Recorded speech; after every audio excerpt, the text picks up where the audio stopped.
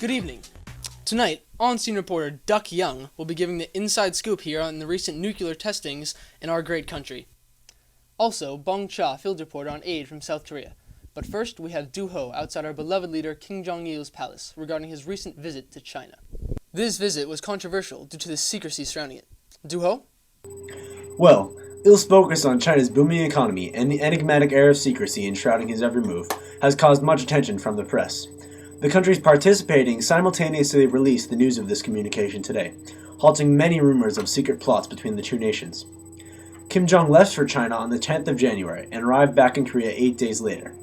Now you may think, with such controversy surrounding a normal meeting with Hu Jintao of China, that the contents of the meeting itself must have been negative.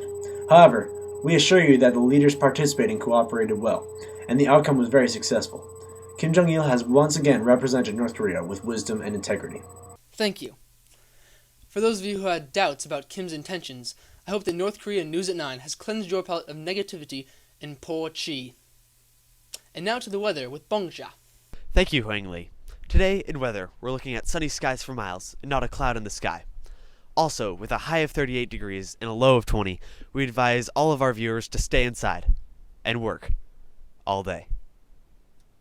Through Thursday, expect a cold front with cloudy skies and a slight chance of rain. But on Friday, back to sun throughout the weekend. Back to you, Huang. Thank you, Bong Cha. After the break, we'll explain the recent nuclear testings that occurred in North Korea.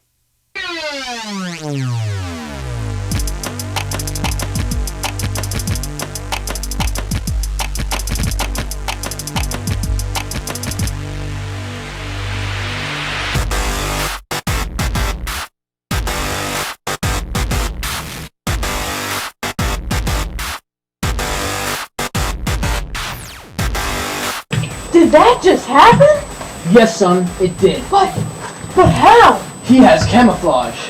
Why does he have camouflage? Because he's in the army. Awesome. He can shoot guns while flying through the air. Awesome! I want to be in the army! Well, son, you can. And so can you.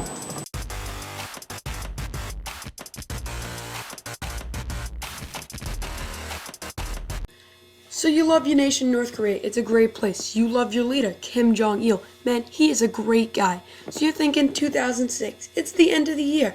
It was a pretty good year. If I could sum up 2006 in a couple words, well, one word would do it.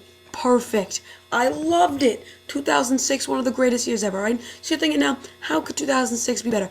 Bam, I'm going to give you Jang Nara, a performance by Jang Nara, guys, in a wrestling match between Choi Choi-soo and Lee Hak-sun. You're going to love it. There's going to be a massive crowd. Come down to North Korea's 2006 celebration of Kim Jong-il. Another great year leading our people. 지원은 한국어로 조금 밖에 못합니다.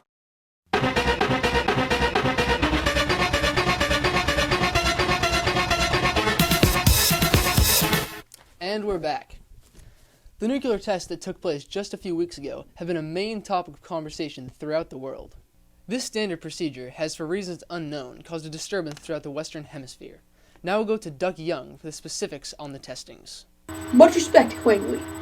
As you mentioned, our nation detonated a nuclear bomb just weeks ago. The decision was made by our great leader Kim Jong-il and was by no means spur of the moment.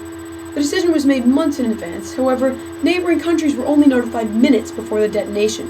The reason for this late notice is our honored leader feared they would make an attempt to stop this routine procedure. We are currently outside of the nuclear testing facility. We are not allowed in. There is a border fence, as you can see. Now, everyone at home have not worried, because the test was carried out in a swift way.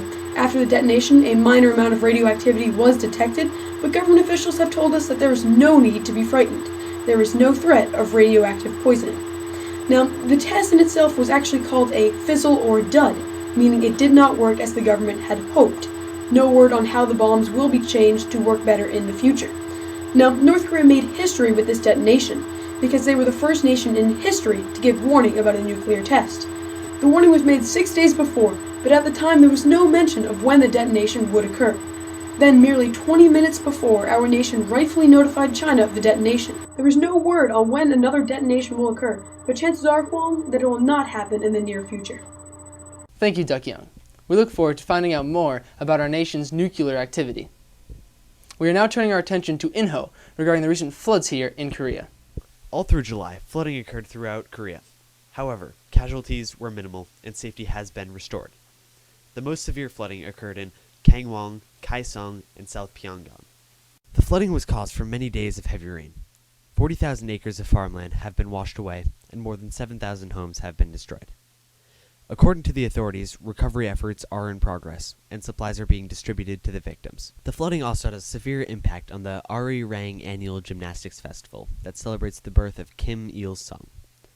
This 2-month festival consists of gymnastics performances and complex, highly choreographed routines performed by thousands of gymnasts and dancers. Sadly, the event was cancelled due to the floods. South Korea's Good Friends program has been delivering aid after our request, and we are greatly thankful for this. It is estimated that South Korea has given us more than 27 billion won in aid. However, the main restoration of safety should be attributed to the great Kim Jong-il. Back to you, Hwang. Thank you, Inho. The essence of your majestic story has overwhelmed our reliable audience. This has been a wonderful newscast, and I hope you tune in next time for another day of breaking news headlines. For my colleagues Bongcha, Duckyoung, Duho, and Inho, I'm Hwang Lee, and this is North Korea News at 9.